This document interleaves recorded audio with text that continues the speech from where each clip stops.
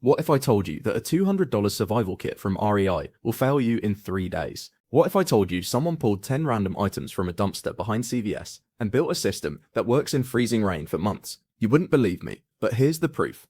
Not just any cardboard, the waxed kind from produce boxes. This creates an insulation layer between your body and concrete. That matters because concrete pulls heat from your body 30 times faster than air. Sleep directly on pavement, and you'll wake up hypothermic even if the air temperature is 50 degrees. Waxed cardboard stops that heat transfer. The waxy coating also repels moisture. Rain hits it and beads off instead of soaking through. It's free, replaceable, and available at any grocery store dumpster. Compare that to a $40 foam sleeping pad that punctures on sharp concrete and absorbs water. One piece of broken glass and it's useless. Cardboard gets wet, grab another piece. Layered plastic bags create a complete waterproof clothing system. Heavy-duty trash bags become rain ponchos, cut a hole for your head and two for your arms. Grocery bags go over your shoes and tie at the ankle. Your feet stay dry. Stuff grocery bags with crumpled newspaper and you've got insulation. The air pockets trapped in the newspaper create warmth. Slide those stuffed bags inside your jacket. Plastic bags also collect water, store food, and act as vapor barriers when sleeping. Put one between your body and your blanket. It traps body heat and prevents moisture from soaking into your bedding. An $80 Gore-Tex rain jacket does one thing, keeps rain out. One tear in the fabric and it's done. You can't patch it in the field. Plastic bags do 6 things, and when one rips, there's another in every dumpster. Crumpled newspaper between your clothing layers creates insulation better than most synthetic materials. The secret is the air pockets. Each crumpled sheet traps air, and air is an insulator. Layer newspaper under your shirt and your body heat stays close to your skin instead of radiating out into the cold. Stuff newspaper into your shoes. It keeps your feet dry and adds warmth. Wet feet in winter lead to trench foot, infection, and amputation. Newspaper wrapped around your torso under your jacket acts as a windbreak. Wind chill is what kills. Stop the wind and you survive. Newspaper also burns slowly when you need controlled heat, and it's readable. Mental stimulation during 16-hour winter nights keeps you sane. A $60 set of thermal underwear works only when it's dry. Get caught in rain, and it's worse than useless because it holds moisture against your skin. Newspaper gets wet, throw it away and grab more from any recycling bin. Water storage that's modular, replaceable, and multifunctional. Fill a plastic bottle with hot water from a gas station bathroom and keep it inside your jacket. It radiates heat for 2 hours. When it cools, dump it and refill. Free heating system. Cut a bottle in half and you've got tools. The bottom becomes a cup or food container. The top becomes a funnel or protective cover for anything you need to keep dry. Clear plastic bottles also purify water through solar disinfection. Fill the bottle, leave it in sunlight for 6 hours. UV radiation kills most pathogens. Not perfect, but better than drinking straight from a puddle. A $45 Nalgene bottle is one bottle. It breaks, you're out $45 and you have no water storage. Plastic bottles are unlimited. Every trash can has 3. One breaks, grab another.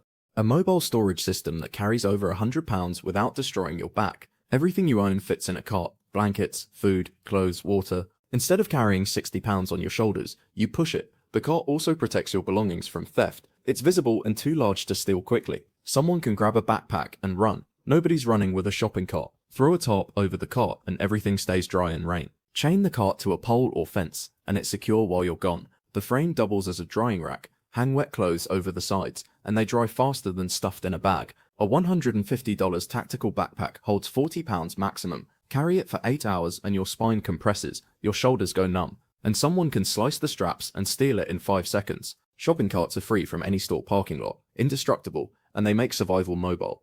Insulation material that's waterproof, lightweight, and everywhere. Broken cooler pieces become sleeping pad sections. Lay them on the ground and you've got a barrier between you and the cold earth. Styrofoam doesn't conduct heat and doesn't absorb water. Packing peanuts stuffed into a garbage bag make a pillow. Sounds ridiculous, works perfectly. Your head stays elevated and warm. Large styrofoam sheets found behind appliance stores become windbreak walls. Prop them up around your sleeping area and wind stops dead. Styrofoam also floats. If you're near water and flooding happens, it's emergency flotation. When styrofoam breaks, it doesn't become useless. It breaks into smaller pieces you can still use. A ripped sleeping pad is garbage. Broken styrofoam is just smaller insulation chunks. A $70 inflatable camping pillow punctures once and it's over forever. Styrofoam is already broken. It can't get worse, and there's more behind every electronics store.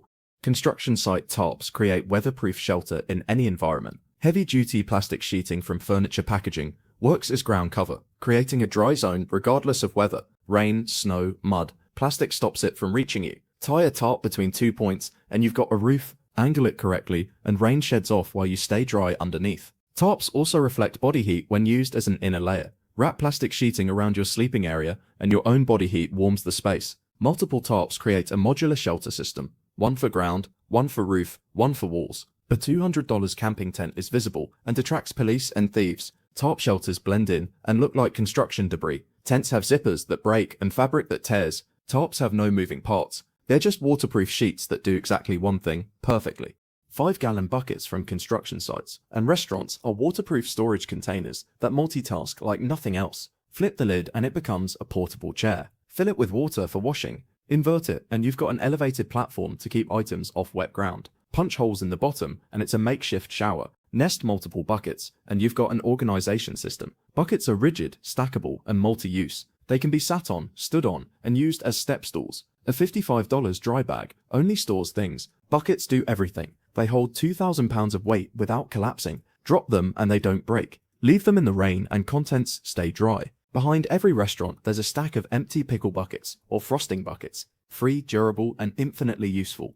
Wooden pallets create an elevated sleeping platform that keeps you off frozen or wet ground. That's life-saving in winter. Sleeping directly on frozen earth sucks heat from your body faster than you can generate it. Pallets lift you 8 inches up, and that gap stops the heat transfer. They're modular, stack them for height, arrange them for size. The slats allow air circulation underneath, which prevents mold from growing on your bedding. Pallets can be broken down for firewood in an emergency. They create storage space underneath where you can hide belongings, and they're free from behind any store. A $120 camping cot collapses and breaks at the joints. Pallets hold over 2,000 pounds. Cots attract attention and look like camping gear. Pallets look like construction materials. Cots are one fixed size. Pallets are customizable. Add more or take them away depending on your space. Found in first aid kits discarded by offices and gyms. Mylar reflects 90% of your body heat back at you. It weighs 3 ounces and folds into a pocket. It's windproof and waterproof. You can use it as ground cover, rain shield, or heat reflector behind your sleeping area. The reflective surface can signal for help if you need rescue. And here's a feature nobody advertises. The crinkle sound works as a security alarm. If someone approaches while you're sleeping, Mylar crinkles and wakes you up. Compare that to an $85 sleeping bag. Sleeping bags are bulky and absorb moisture. They take hours to dry.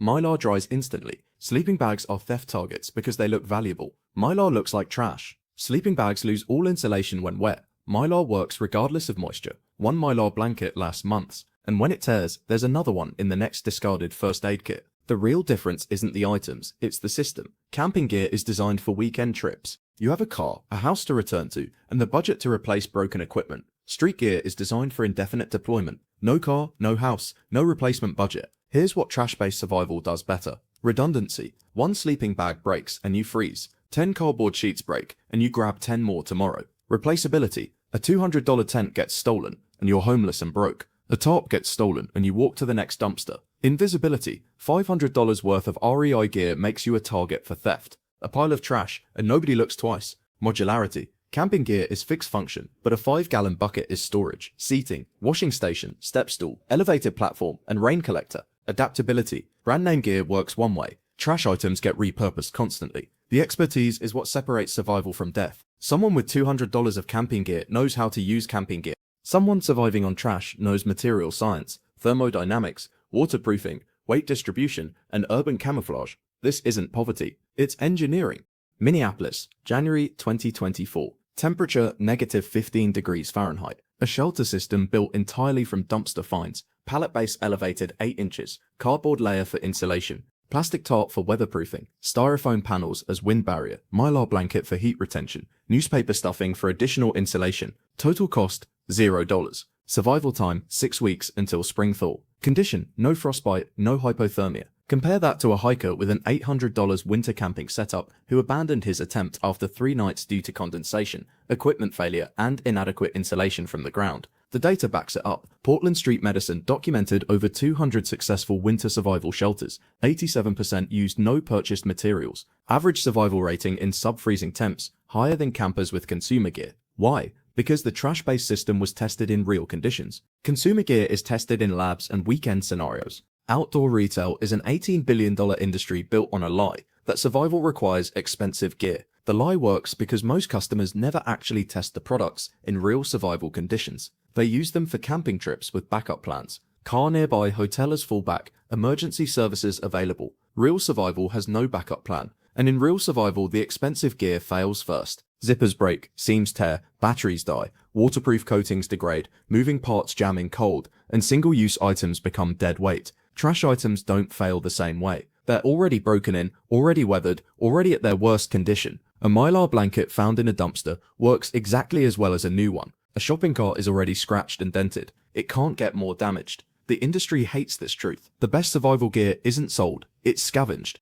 It's not about the items, it's about what you know. Anyone can buy a $200 survival kit, but can you identify which cardboard is waxed versus regular? Can you layer plastic bags to create breathable waterproofing? Can you arrange newspaper to maximize insulation without creating moisture traps? Can you angle a tarp to shed rain while allowing smoke ventilation? Can you stack pallets to distribute weight without collapse? These are learned skills, earned through cold nights and wet mornings, and trial and error. The knowledge compounds. Which dumpsters have the best material? Loading docks versus residential. What time stores throw out usable items? 8 p.m. at most retail chains. How to test structural integrity of found materials. Which items to prioritize when you can only carry 30 pounds. How to make a shelter invisible to police and security. Someone with $1,000 of gear and no knowledge dies in 3 days. Someone with $0 and street knowledge survives 3 months. The gear doesn't save you, the knowledge does. Next time you see someone digging through a dumpster, understand what you're actually watching. You're not watching desperation,